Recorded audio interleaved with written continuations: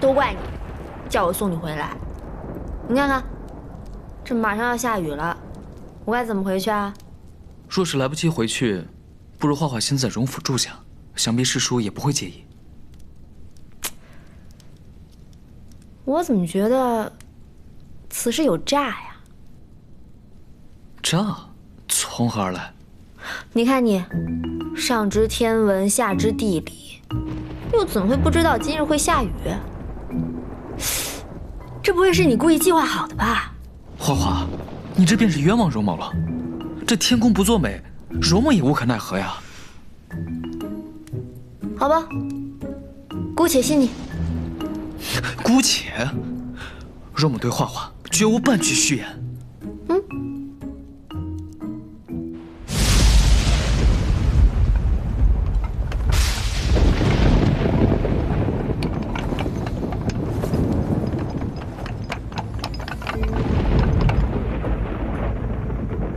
盐少许，糖也少许。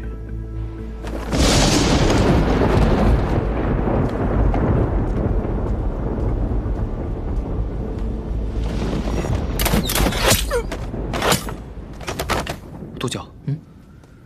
你看这少许究竟是多少？少许就是。哎呀，这不好说啊，公子。你这费尽心机把郡主留下，就是为了给他做顿早饭，这实在是大业的楷模，令人感动啊。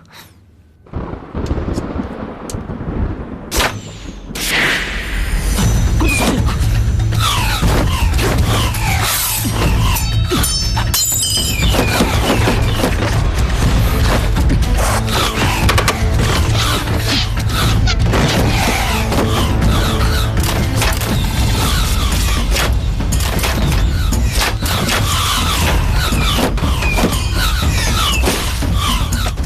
杜九，你即刻前去西院护着画画，他绝不能有事。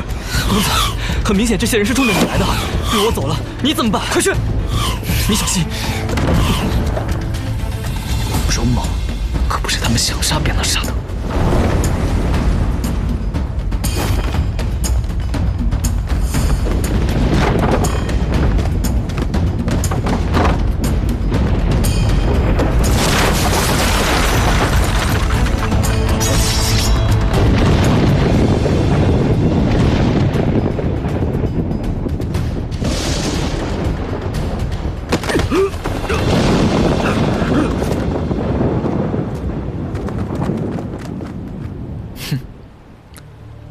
在下不知谢憧憬究竟许下了什么条件，竟能请动福德楼11位高手。